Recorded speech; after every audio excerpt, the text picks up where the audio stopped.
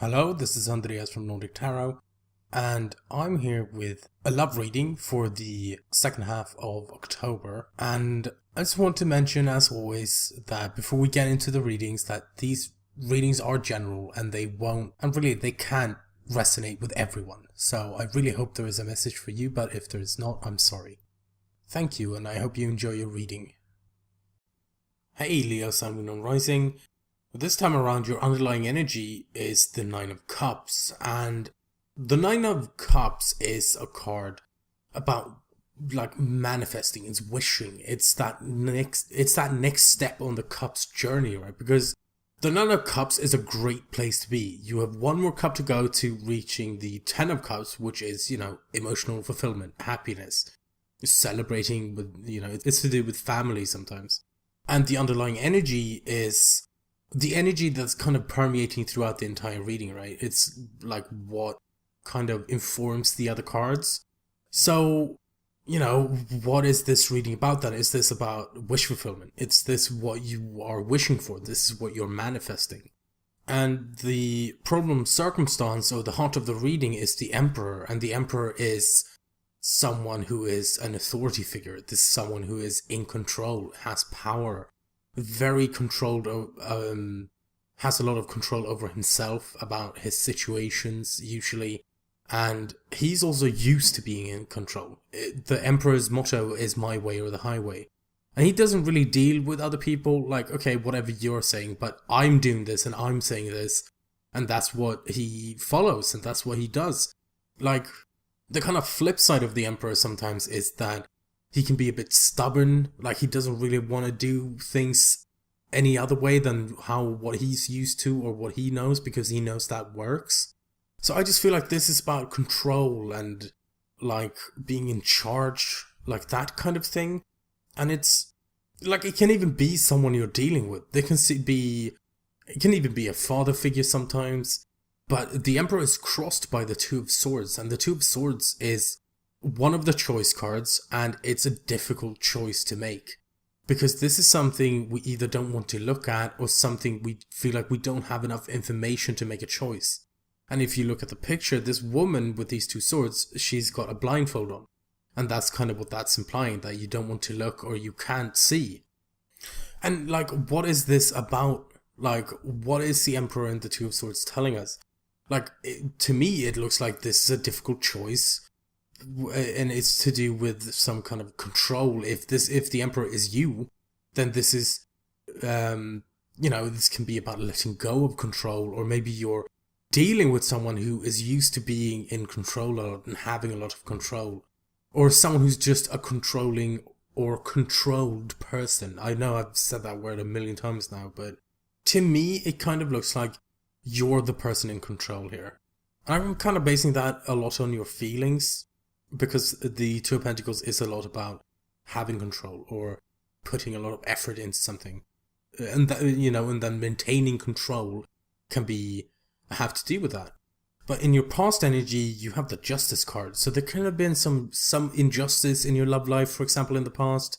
This could have been an apology or a decision or something. This can have to do with divorces and marriage as well. But I feel like you felt very stuck in the past here with this Justice, like you had to wait for something to come in, like I said, like an apology or a decision or something. And, Justice is the karmic scales balancing. So there's also this element of balance to like the universe balancing out, right? And then this situation in the past, this Justice energy has moved us toward the present, which is the Three of Pentacles. And the Three of Pentacles is about like creating a stable foundation and then planning for the future. And it's often to do with planning for the future in a group or with other people. So then if you're in a relationship, then the Three of Pentacles, the other people that the card talks about can be your partner. And that you're trying to build something, and it's currently in the planning phase, but it's getting there. And like I said, it's about having this stable foundation. And, this is based off of this Justice situation that happened in the past. So if there was this decision, like, okay, let's do this, but then in the present, that then turns into, okay, based on that, we are going to plan like this. But it looks to me like you're kind of worried about the future here. But because yes, you have the Emperor in your situation, right? But that's, again, crossed by the Two of Swords, which is a difficult decision, and something that you don't really know which one to pick. So, if you're planning for the future in the present, and the future is the Five of Cups, it just looks to me like someone who's worried about losing something. And of course that makes sense, of course. But the Five of Cups is about grief. It's about having lost something. And it's also sometimes about getting lost in the fact that you've lost something. Because as we see in the picture, there's this woman here and she's crying, covering her face. And there are 3 cups turned upside down, implying that these are the cups that have been lost. But behind her are the Two of Cups, which is a soulmate connection. It's 2 people coming together because they feel the same way about something or each other, for example. And this is the kind of thing that the Five of Cups is talking about, that you may have lost something. And okay, of course, it's okay to grieve and like mourning and getting through that, but there's still something there that you do have. So I definitely feel like in the present, with this planning for the future with the Three of Pentacles, and then this Two of Swords being a difficult decision, it's like you're trying to plan for the future, but it's like everything that's in the future is this grief or this loss. Like you're worried about making the wrong decision, which makes sense. But then in your crowning, or the advice card here, is the Three of Wands. And the Three of Wands this can also be manifesting, like with the Nine of Cups in your underlying. This can also be that there's something that's been manifested, because the Three of Wands is talking about waiting for your ships to return after you've sent them out. And it's like kind of knowing what to expect. And I suppose that makes an amount of sense here with, like, let's say you are the Emperor.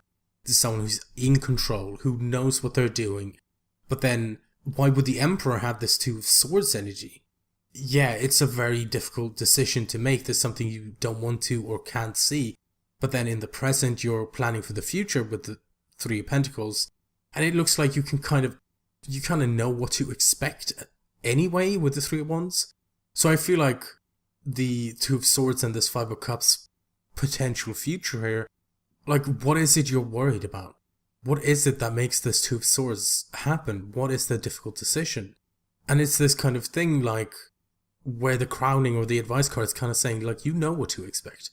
And I would also like to add that the Three of Wands can sometimes be, like, things coming from overseas. So, like, for example, if you're seeing someone, is it a long distance relationship? Is it another country? Like, maybe someone's based in the US and someone's based in Europe, for example. But you do have all this, like, manifestation and wishing energy, like, backing you up. But it just looks really high-strung in a way, with the future being the Five of Cups. But then, like I said, you do have this Nine of Cups, Three of Wands manifestation stuff, like, backing you up. Like, you create your future, right? You're the master of your domain. But then in your feelings, there's the Two of Pentacles, and the Two of Pentacles is effort. This is focus, concentration. Like, it's concentration and focus to the point where other areas of your life might be getting neglected because you're so focused. Because look at this guy, he's juggling these pentacles in front of him, but then he's got his back turned to the sea, and the sea is water, which represent our emotions in the tarot, right? So this is kind of implying that he's so focused on the practical of what's right in front of him and with these pentacles that he's ignoring how he feels about something, or he's ignoring how something makes him feel. And this is kind of what I was saying with the Emperor and the Two of Pentacles earlier, that the Two of Pentacles takes a lot of control. It takes a lot of effort and concentration. It's quite an active card. And the thing about the Two of Pentacles is that this amount of effort might not necessarily be able to be kept up in perpetuity, right? So that at some point you might have to put one of them down and just pick one. And then, of course, if you pick one, then that's the Ace of Pentacles, which is a stable new beginning. But currently, I feel like you're so focused, you're so intent on what's going on here? Is this then related to the Two of Pentacles where you're planning for the future? I mean, this can also be that you are in this Three of Pentacles situation in the present, but in your feelings, you're still at the Two of Pentacles. Do you feel like things have moved too quickly, maybe? But then in your outside influences, you have the Lovers.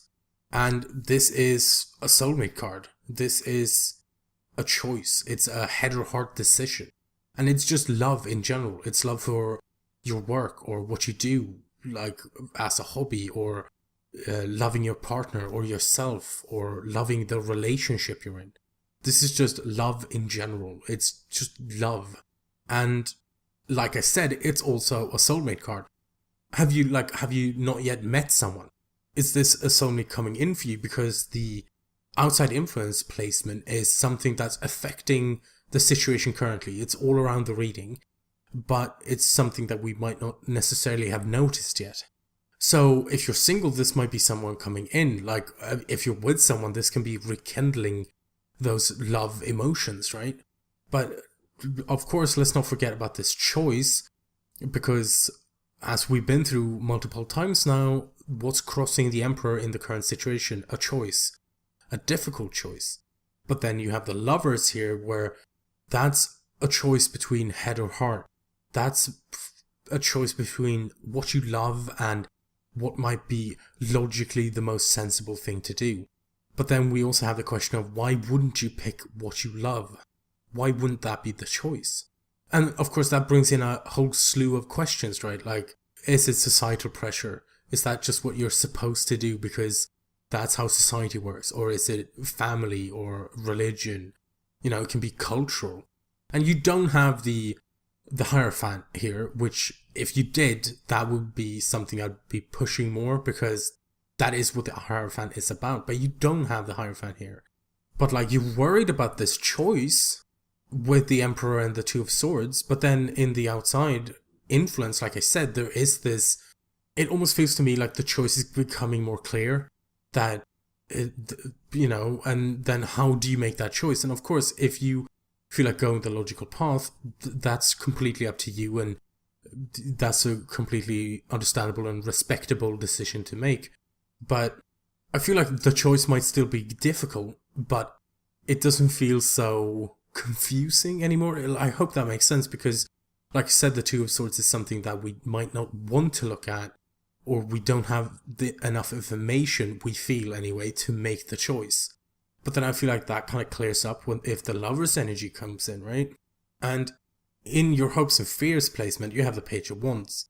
And to me, this kind of looks like someone who wants to explore or something, because the Page of Wands can be, it can be a piece of news, that you receive a piece of news, or that you get like excited about something, because the Page of Wands is kind of a minor version of the Ace of Wands.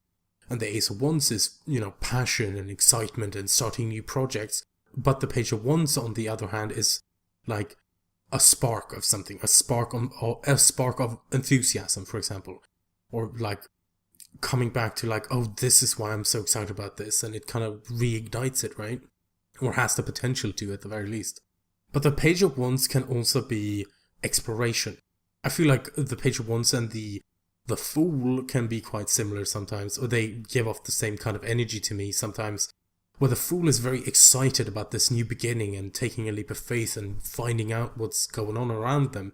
And I feel like that's the kind of Page of Wands as well, like they explore their options, for example, like I said. So I feel like you have a lot of potential there. But then arriving at your outcome, on the other hand, what do we have? The Sun, which is fantastic. Like, there's all this worry and concern here with the Two of Swords and the Five of Cups, like, that's how it feels. But then, like I said, you do have this manifestation energy coming in with the Nine of Cups, and then the Three of Wands in your crowning as well. And the Sun almost feels like that, like this can be to do with the Three of Pentacles, about planning for this. And maybe this Two of Pentacles in your feelings is about how hard you're willing to work to achieve this. And the Sun is enlightenment, it's potential, it's happiness. Everything is clear, everything is obvious when you look at it. You can see things for what they are. And it just feels like it's kind of washing away this like Two of Swords worry. And as an outcome card, I feel like it's like excellent.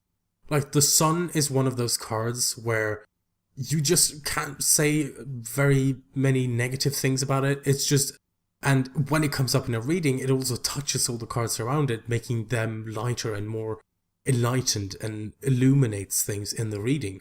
But I want to move on to your Oracle cards as well. And from the Oracle of E, you've pulled number 16. Psst, ahem, hey you. We'd like to interrupt this Oracle deck with a very important announcement. There is nothing to fear. Every single thing that looks ominous is but an illusion. It has no power. Sip, nada, silch. It's time to look your fears straight in the eyes and call them out for the insignificant posers they are. And I feel like this very much speaks to the Sun. And also your current situation with this difficult decision. Like, what is it that's kind of has your back up with this decision? And then the Oracle card and the Sun and everything is just kind of saying like, chill out man, it's cool. And from the Wisdom of the Oracle card you pulled is number 24, Time for a Nap. And the essential meanings are rest, rejuvenation and renewal. Temporary non-action, allowing dreams to arise. So, like, for example, like, if this was a tarot card, it would be, like, the Star or the Four of Swords. And, you know, if you are the Emperor, if you're the person who feels like they have to be in control all the time, then Time for a Nap is kind of saying, like, again, kind of chill out, maybe, like, it's okay, maybe you don't want to sit down and have a rest, and, like, it specifies it's temporary non-action. And I feel like this kind of speaks to the Three of Wands in your crowning energy as well, or the advice card. Because that's also kind of, it's not being stuck, but it's also like waiting. There's some kind of waiting energy there. So that is also talking about taking a break or just pausing and like exhaling and, alright, I get it. I'm just going to sit down for a second and then we can get back up and we can put a bunch of work into whatever you want. So even though there are some like scary looking cards with the Two of Swords and the Five of Cups, I think like with everything surrounding these cards and the Oracle cards as well, like you have like such incredible potential to make this a lot easier than it seems like it is currently. Like it seems to me like it doesn't have to be as hard as it is, but there's some change of perspective and kind of looking at the situation.